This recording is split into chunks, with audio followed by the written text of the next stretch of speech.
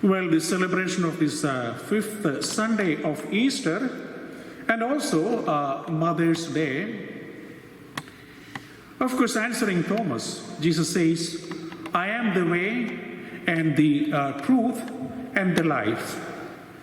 So we know that Jesus is the only way to his Father, to our Father. If Jesus is the only way to his Father, our Father, can anyone else, or who can be the first way to Jesus?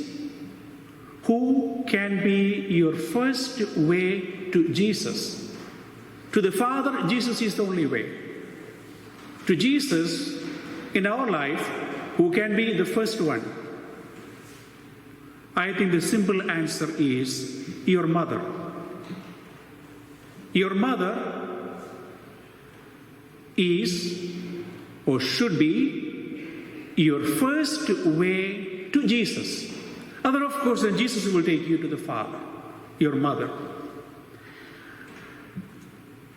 For me, mother and motherhood is actually a mystery.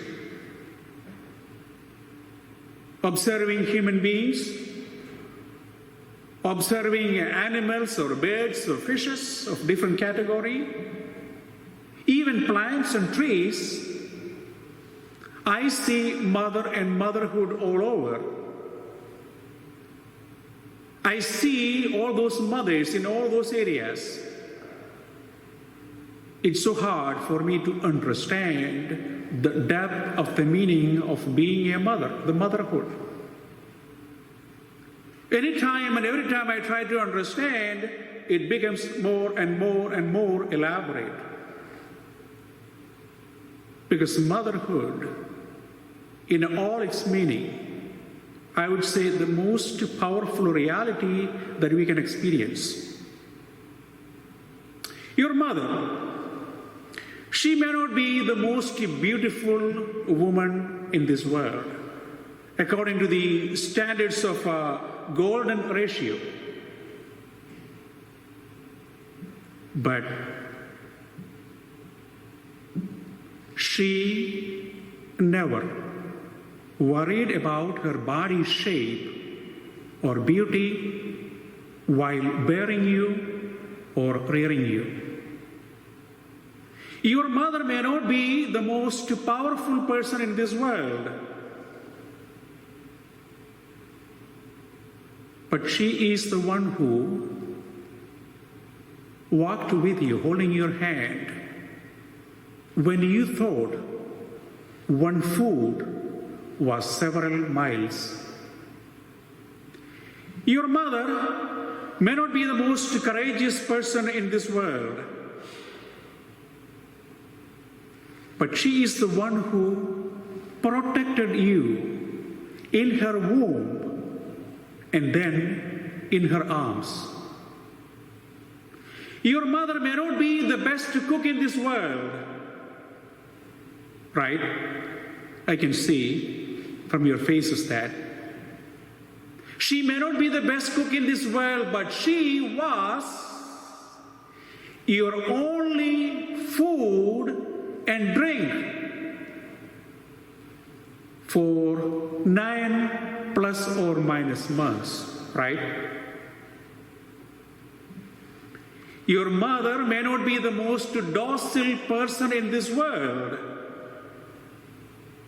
but till you made your first breath in this world, she was your breath, your only breath. And that's why I said at the beginning, when I try to understand mother and motherhood, the mystery becomes more and more powerful and deep, and it's so hard for me to figure that out. That's the way how we try to understand the biological mother and motherhood. But I would like to take you further, next level, more than the biological mother or motherhood. We know from the Old Testament, God changed the name of Sarai to Sarah. Sarah means mother of many. That means she was going to be the mother of many through generations. Their son and their sons and daughters, their sons and daughters, through generations, she was going to be the mother of many. Coming to Mary, the mother of Jesus Christ, Jesus was her only child, right? She was her only child. But through adoption, God the Father decided to adopt every single human being in this world through His Son Jesus Christ to be adopted son or daughter of God by becoming a brother or a sister of Christ. We all became Mary's sons and daughters. Mary became the mother of everybody. She had only one child. Now she has every child as her child. Great example of Mother Teresa of Calcutta. Now Saint Teresa of Calcutta. She never gave birth to a child of her own, was never a biological mother. But for the hungry, she became the food. For the thirsty, she became the drink. For the dying, she became the breath. And thus, she became the mother of many. And we all call her Mother Teresa. Mother Teresa. Well, coming to our local place, Donna Green, I hope you all know her, right? Hope she won't be offended. She is the mother to hundreds of hummingbirds. That's where I go and watch and make my videos. She has two feeders there hanging on a pole. And she makes sure that those feeders are never empty. That means she has to fill them up several times a day for months. Becoming, of course she has her own children, but becoming a mother to all those beautiful birds. Florence Plasmeyer, she just celebrated her 85th birthday 2 days ago. Any day you can come to this church, and you will, even in this corona time, you will see her one or twice here in this church, taking care of this church. As if the church is her first child or her only child. Different ways people become mothers. And anybody can be that. When I go home, I always surprise because my mother, she gets up 4 o'clock in the morning and prepares breakfast. And she goes to church 6 o'clock for the Mass. And almost every day, or many days, she would pack breakfast for the priest and leave it on his kitchen counter.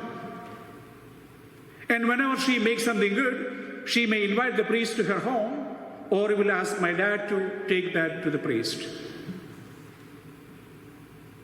I lived in many places in this world. Yes, many places, many countries. And wherever I went, I found great women who treated me as their son. Even here, or in St. Anthony, or Columbia, or Rolla, or that's basically this, but anywhere.